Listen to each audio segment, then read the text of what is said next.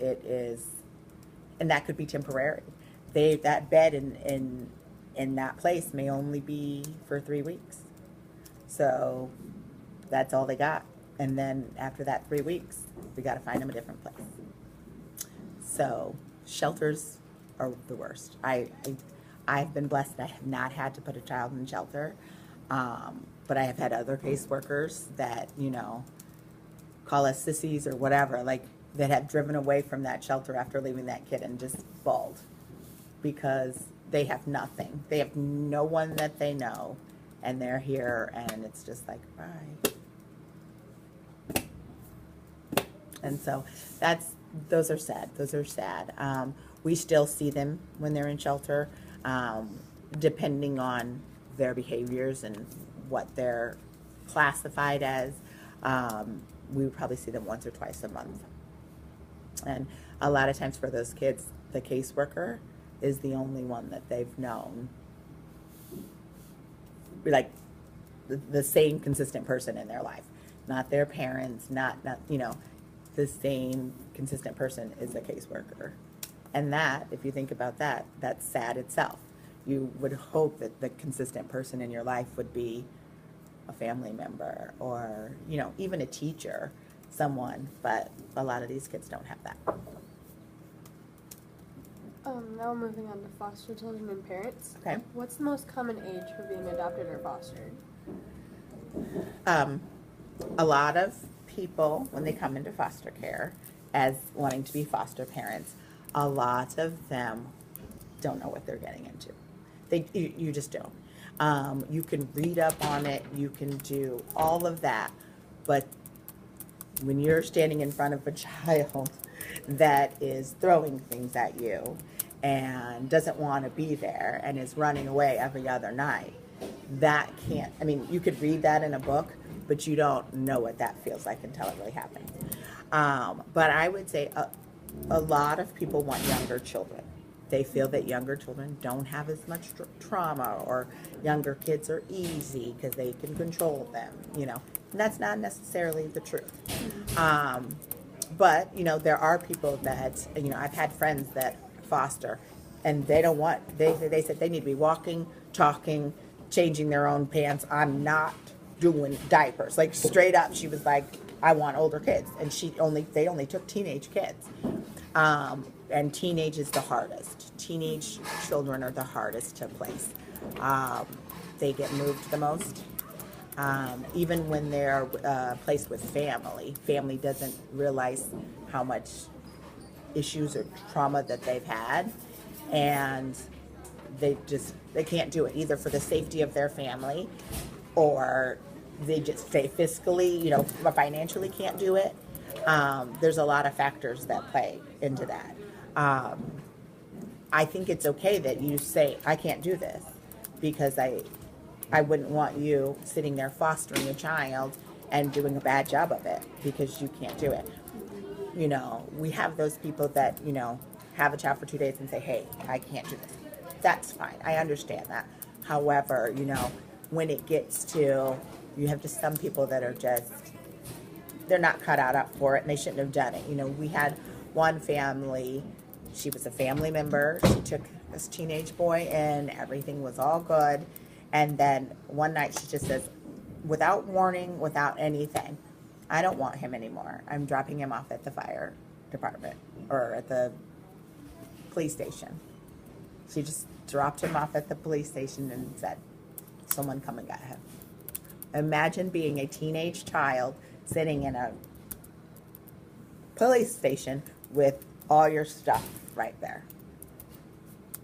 That lady should have never been a foster parent. She wasn't cut out for it. And that's not a bad thing. But we wish she would have known this before she caused that damage to that child.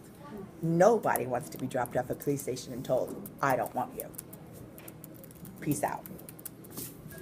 So, younger children are easier to go. They're just, that's what they want. Younger children are easier to go. The older, the harder. Because you will have a few families that are saying, I want teenagers. That's what I deal with best. But those are few and far between. And a lot of times, even if they are willing to take a teenager, they're not willing to take 3 teenagers, you know, so this, you could be with your sister or your brother, and they're saying, we're only going to take one. You know, do we send that one to that foster home and find placements for these 2? Or do we continue to look for a home for all 3? Not a lot of people are signing up for 3 teenagers. It's just, it's unfortunate. They're just not. And if they do, it would be they would say that they can stay here until you find a permanent, like, you know, I'll give you a month. But again, that means that child will have to move again and be separated from your sibling. Think if you've lost your parents, all the people you know is just your siblings, and they're taking them away from you too. I think I would be bad. I think I would run away. I think I would throw things. I would not be a happy kid. I wouldn't. And then who wants to keep me if I'm throwing things? And who wants to keep me if I'm cursing and talking bad? So it's like a downhill thing. The parents are going to be like, well, we don't want to keep him. He's wild. Well, he's wild because his siblings are gone. His parents are gone. And now he's out here and he knows nobody. So, does that answer it? Yeah. Hi, I'm going to pause for a second. We've switched classes, so the bells rang. Are there any final questions that we want to ask? Because we got to get you guys to class.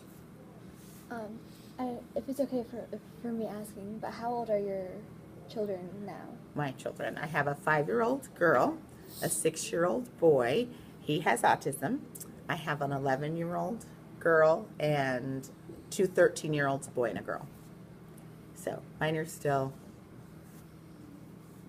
younger. My husband says, because our 2 biological are older, and he said, we were almost out. They were like junior high. They were like, we could see the finish line. And then we have these, you know. And he says it jokingly. We would never, ever, we don't think of them as adopted children. They're our children. But it is, we have, you know, a gap between the 6-year-old and the 11-year-old. And we call them the bigs and the littles. They're all on their own things. My, older kids are all going to parties and in sports and all these, and these guys want to still do play dates. So it can be a little crazy, but everybody thinks having 5 kids is crazy too. But I want one more. My husband said no. Like 6 is such a round number, and my schedule can be flexible enough that I could still participate in their school plays and their things like that. That's the kind of parent I wanted to be. I don't want to just have so many kids that I don't get to be with them, or I can't go into any of their football games or things like that. So I think you just have to find what's best for you and go with that. And I just think if you're helping in any way that you can, we have an old lady, she just knits. That's what she loves to do. She just knits. So she drops us off hats for newborns. And that's awesome because we have kids that come in that don't have hats, but that's what she found that she can do. And I always try to, but I'm a social worker, so I'm a softie. I'm always trying to get people to do something. My kids, when they get new things, they have to donate old things. Cheer for cleaning up the house, for one. And 2, you don't need 7 dump trucks. You don't. And so we talk about at an early age. There are children that have nothing.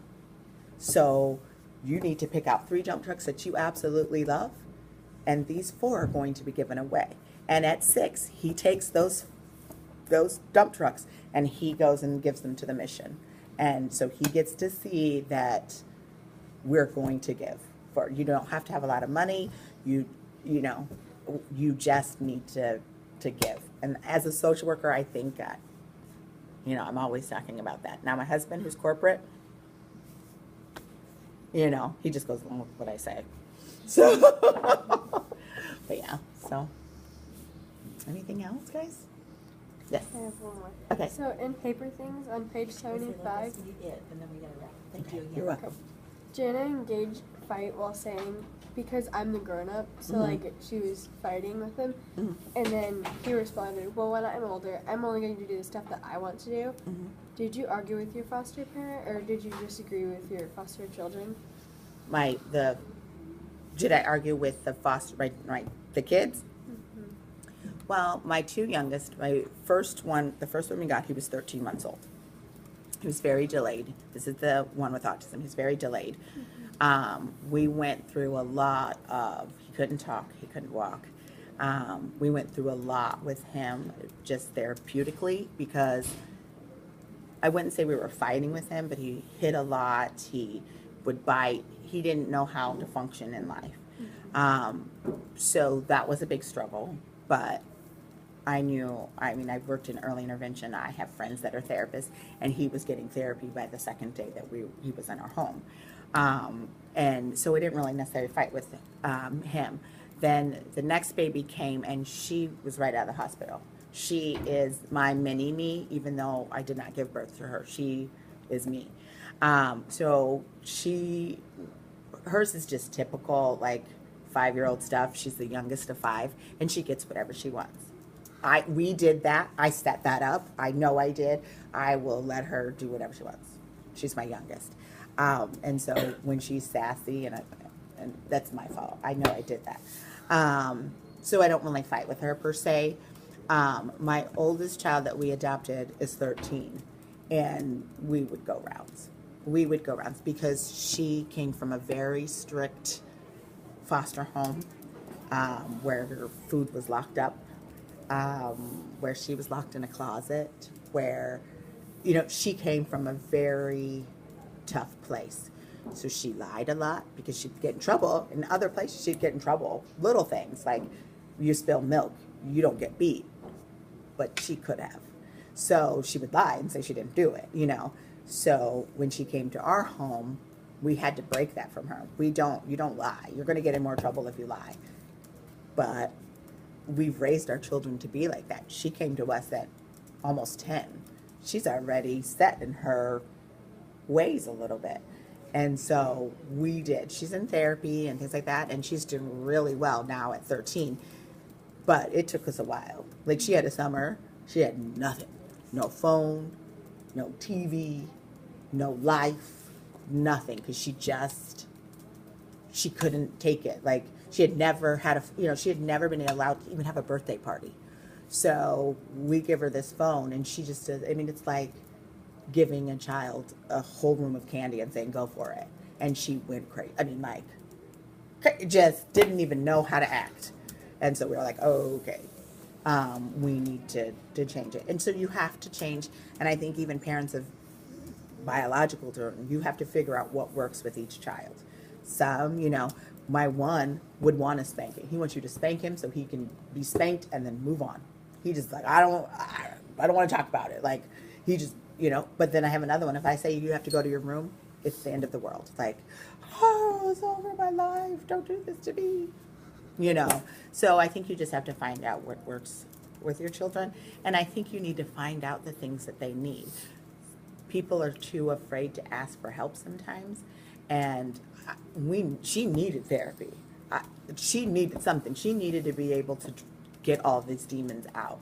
And I have no problem with, if you need medication, if you need therapy, if you need these things, I want to help you get them. Because I don't want to raise a child that's going to be a crap when I leave them out into the world. I don't want that to be my, like, oh, there's my kid, she's in jail. So we really worked hard with her. She just gained self-confidence and just typical things that you guys got going on for you already. It took her a while to get there, but we did fight. But now she's just a typical teenager, and we fight on regular typical teenage stuff, like that shirt is too short, you cannot wear it out the house type of thing, which is typical stuff. Or, Mom, I need a new sweatshirt, and I just buy you a sweatshirt. Typical stuff. But it took some while to get there. It's been 3 years. And I would finally say she is a typical teenager. So, was I talking so fast for you to write? I do talk fast, sorry. It's fine. It's all right. That was a good interview. Okay, It was good. Thank Okay, you. good. I'm hoping I answered your question. Yeah. All right. Now do you have to guys like put it in a paper or something? Well, we make it into an yeah. interview when we post it, so other